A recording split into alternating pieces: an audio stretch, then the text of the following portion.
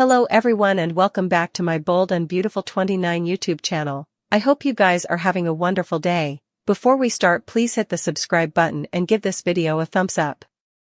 At the sanitarium, Grace examines Liam, who insists he feels fine. Bridget asks about him being restless all day. He grouses that he's wedged in the bed. He needs his discharge papers. Grace argues that he can't rush it. Liam demurs that Moment is Kelly's daddy's son cotillion. He needs to be there. He's going to be there. At the Precipice house, Finn leverages Steffy and remarks that she's been through a lot. They go over Liam being in the sanitarium and wanting to keep it a secret. Steffy says Kelly is asking questions and she's sure Beth is doing the same. Moment is the daddy's son cotillion.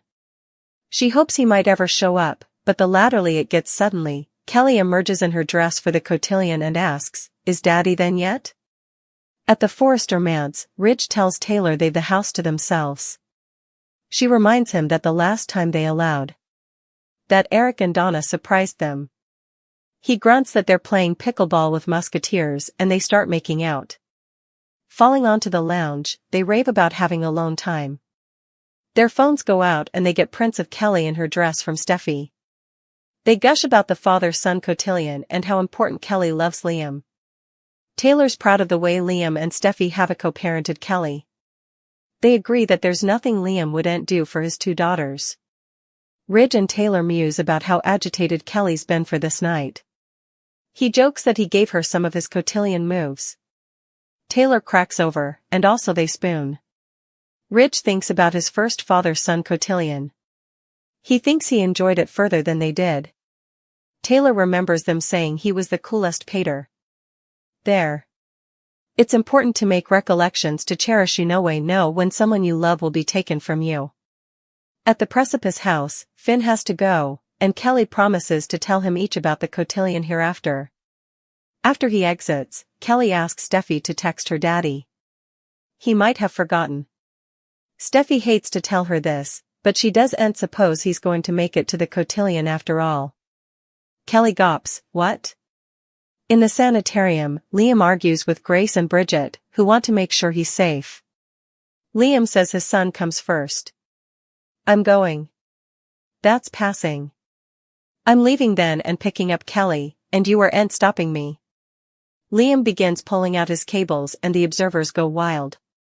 Grace and Bridget kick, "Don't do this," as he gets out of bed and declares he'll subscribe a disclaimer.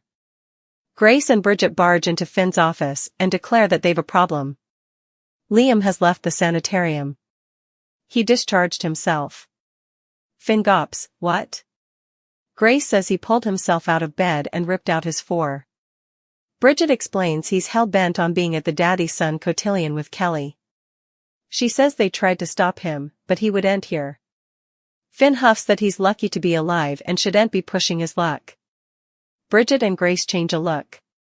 "There's commodity differently we've to tell you, Finn, commodity they just set up out."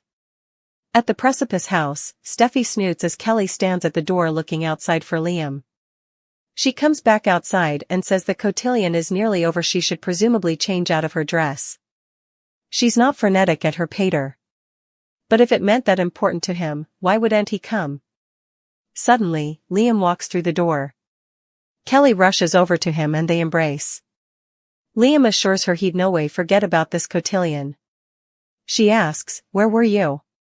He says he stopped and got her a laurel.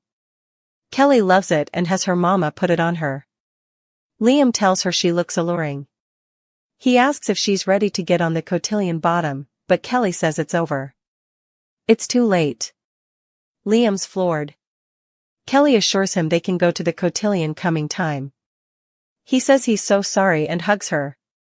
Suddenly, Liam tells Kelly they can still have a daddy-son cotillion right there. "You and me and Mama. Let's do it." Kelly asks, "Really?" Liam smiles and swells off some wooziness. At the sanitarium, Grace shows Finn a train on Liam. She says it's inoperable.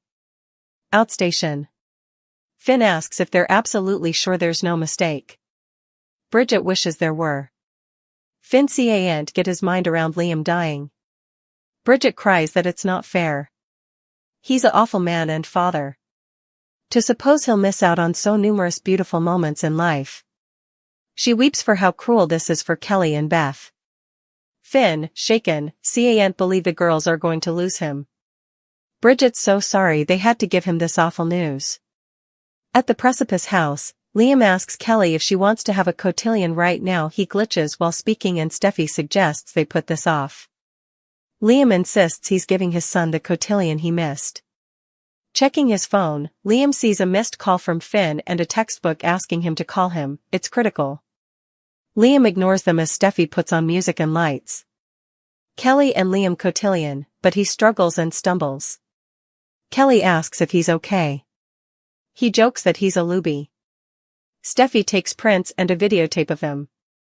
Suddenly, she gets a textbook from Finn saying he's trying to reach Liam. His reviews show a mass on his brain. It's inoperable. Horror-stricken, Steffy turns to watch Liam and Kelly dancing. Her eyes blush with gashes. The song ends and Liam tells Kelly he wouldn't miss this for the world. Anytime she needs him, he'll be there. Beget, I'm not going anywhere. They embrace as Steffy looks on, devastated. Luna pulling out all the stops to hitch Will, but she might need further than just Sheila in her corner. Luna 1 track mind only has Will unwrapping it at the moment. She's not feeling too important guilt after killing 2 men.